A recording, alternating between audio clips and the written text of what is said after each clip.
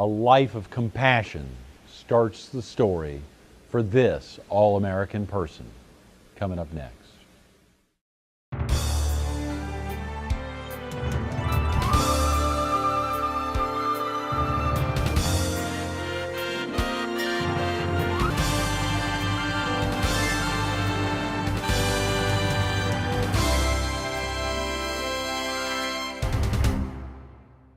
Good morning. Welcome to All American People. This morning we're at Villa Romana Italian Restaurant, the 5-time winner of the Italian Restaurant of the Year. We're focused on the death care industry. And we're visiting with Jim Bowdre, the Executive Vice President and Manager of Myrtle Beach Funeral Home and Crematory. Good morning, Jim. Good morning. Thank you. Long mouthful of a name there of the business. Yes. I just woke up, so... I know it's a little early. You probably were on a call last night. Yes. Staying hectic here. 7 a.m. on a Thursday morning. Great week here all week at Villa Romana, which I think is one of your favorites. Absolutely. My wife and I love...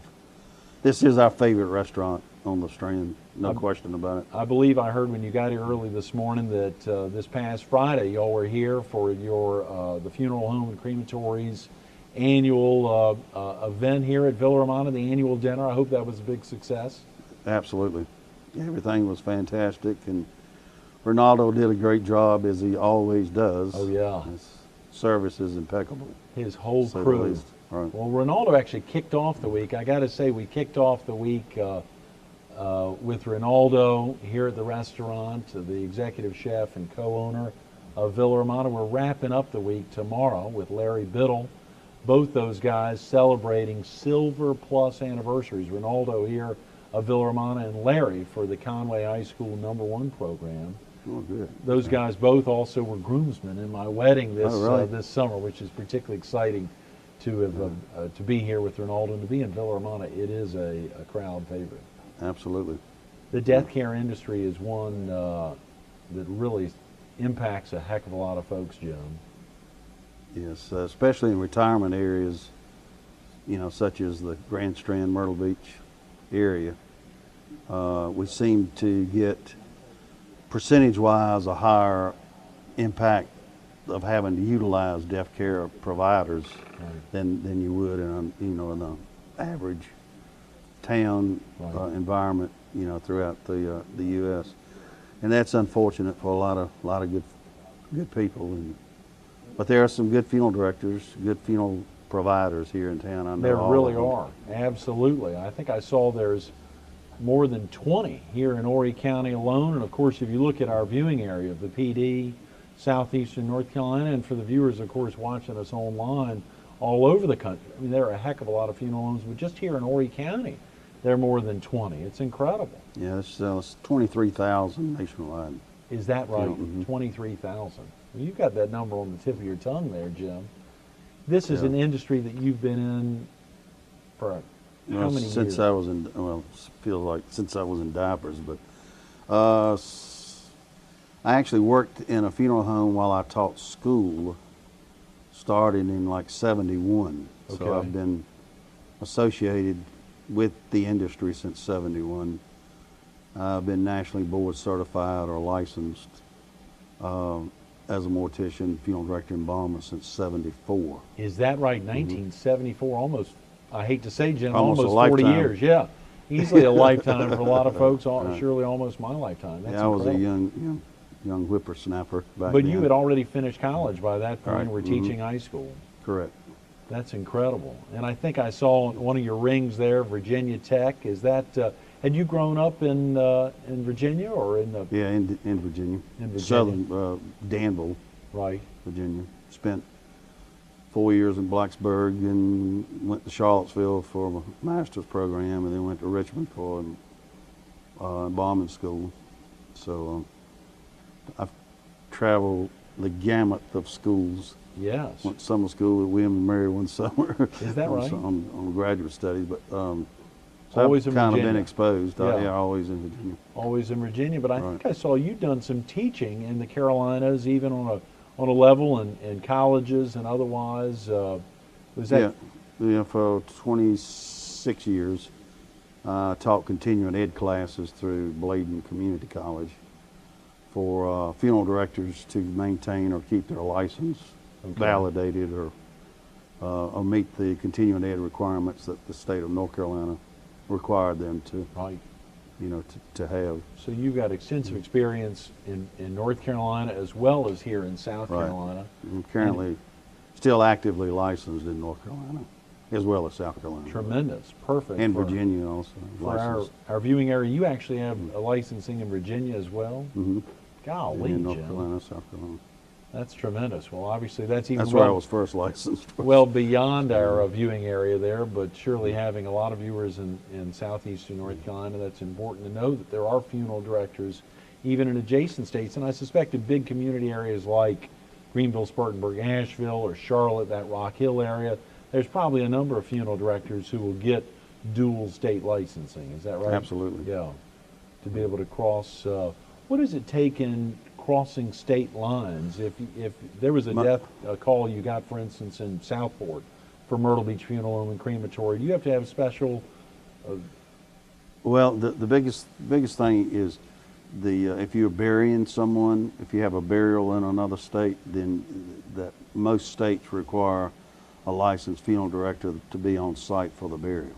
Okay. So having a dual license or being multiple licensed in several states, that allows you to travel and not have to worry about incurring the expense for a family of having to use another funeral director or Right. provider in another state, which saves the family. At times it can save, finances, make it more affordable. Et cetera. Yes, very definitely. So, Affordability has been a big issue recently, surely in especially this economy, to say the least. this economy. Obviously, Mhm. a lot of families seeking an affordable solution, and of course, as funeral homes, I think I saw that Myrtle Beach Funeral Home and Crematory is just now over 2.5 years old. Correct. We've been very well, unfortunately for a lot of good families and a lot of good folks, we've been very well received, by the community, and we stay busy. You say unfortunately because they've had to They've had lose to a loved lose a one. loved Yes, one, right. yes, but fortunate in that clearly the reception's been strong. And was there something in your childhood, Jim, something that got you into the death care industry, or was it simply just working in a funeral home after college? I mean, was there a love of serving families at an early age? Yeah, my family comes from an educational background as teachers, et cetera. So I always wanted to be a teacher. Right. And once I achieved that goal, then I started working in a funeral home because I was able to finish the classroom earlier. We were on what they call the block system, and we were out of school by 1 o'clock. Oh boy. So anyway, being bored and wanting to maintain an active, being active, I started helping a local funeral home, and then became very interested in the profession and went back to school to get that license. So, Right. and have been associated with the industry since then. Really, since '71, I've been associated with the industry. But Right. licensed. Until a viewer goes through that experience, until any of us goes through that experience of losing a loved one, whether losing a sibling, losing a parent, which I guess is the most common Right. thing for a child to lose a parent, that experience, until it happens, you really don't know the impact You really don't. that a licensed funeral director, or even a funeral director in Balmer, as I guess most licensing occurs now, Right. that person or persons can really have a traumatic impact on someone's life. Yeah, it's very tragic. The most tragic occurrence is for a parent to lose a child. There are no words can express, sadness to a family to make them feel better. You just have to, you feel their pain, and I do, and as all funeral directors do. And that's tough to deal with that situation. Death, when it occurs like it did for my mother, who had been a real strong person all of her life, very educated, ran a school system. When you get a disease such as Alzheimer's, which is what she succumb to. Certain diseases rob you entirely of your dignity. And it was a blessing when she finally died. It was a blessing for her, maybe not necessarily for me. You never want to give them up, but I knew for her it was the best thing, and was very thankful for her that that no longer could that disease devastate her, her physically and mentally like it had done. So a lot of the families that we deal with, they're in situations like that, and they know, families realize that a loved one at times is better off crossing over, and I always say that, well, they'll see you on the other side. And they'll be waiting for you with open arms, and a lot of families, realize that, and that faith gives us that. That's what we have to hold on to, and that's. But we do have some tragedies too, and that makes it tough. Dealing with families, it makes it tough for them. Some families that have been served over the last, just in even the tenure here, the last 2 years for you. You joined Myrtle Beach Funeral Home November a couple of years ago. Okay. A little over 2 years ago. That's great. That's great. So been there almost since the beginning. Right. Really, since the beginning. Right. And to see, of course,